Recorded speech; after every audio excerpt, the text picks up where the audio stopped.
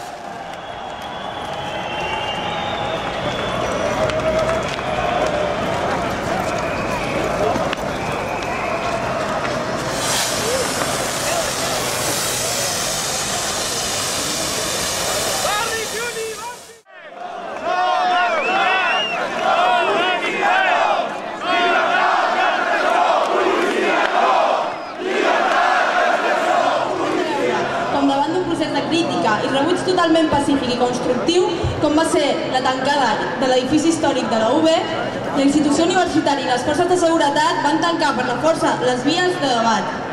El 18 de març, a les 5:10, van entrar els Mossos d'Esquadra sense previ avís i amb una violència manifesta al llarg del desallotjament. Les imatges que han sortit als mitjans de comunicació donen una percepció que no és el que van viure les estudiants colpejades, insultades i ferides. L'ofensiva criminalitzadora i manipuladora dels mitjans de comunicació augmenta cada vegada més. Un cop a l'exterior, la solidaritat de totes aquelles persones que havien participat en la construcció d'aquest espai autogestionat i dedicat a obrir els ponts entre la comunitat universitària, és a dir, professors, pas i estudiants, i els moviments socials, van ser reprimides amb una violència que recorda èpoques que la societat pensava que estaven superades.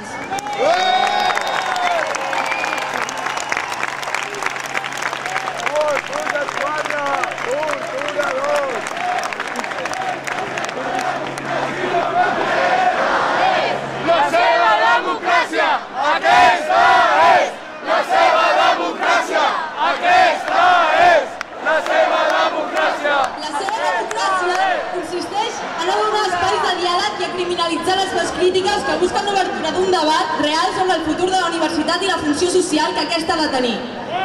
La repressió arriba a la manifestació de les 20 hores del 18 de març amb uns nivells de violència per part dels cossos policials de la Generalitat que han transcendit a nivell mundial per la seva brutalitat. També s'ha de rebutjar l'intent de convertir el conflicte polític en un problema d'ordre públic i per això volem manifestar que aquesta repressió va encaminada a dissuadir un moviment que busca el diàleg i que proposa alternatives coherents. La violència policial emprada contra la llibertat d'expressió de qualsevol ideologia crítica amb les imposicions institucionals i polítiques que han quedat manifestes al llarg del procés d'implantació de l'Espai d'Ensenyament Europeu d'Ensenyament Superior denota que les autoritats acadèmiques i polítiques tenen por a debatre públicament què implica aquesta reforma universitària. Per què tenen aquesta por?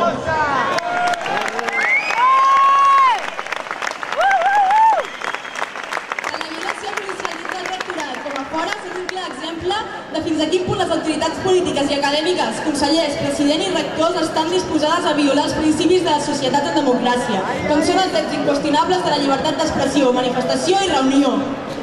Tot plegat per imposar a cop de porra un conjunt de reformes amagades sota el nom de Bolonya que ens porten a la privatització de les universitats i a la desaparició de l'educació com a un bé públic.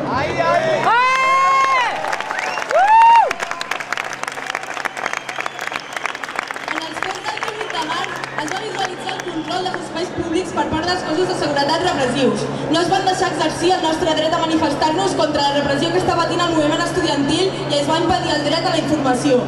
En un estat que s'omple la boca de democràcia i de llibertat, veiem com a drets fonamentals recollits en la seva pròpia legitimitat són conculcats mitjançant la violència, la manipulació mediàtica i la criminalització del moviment estudiantil. Les manifestacions són legítimes per si mateixes, per tant, il·legalitzar-les és una mesura antidemocràtica i repressiva. Els carrers són del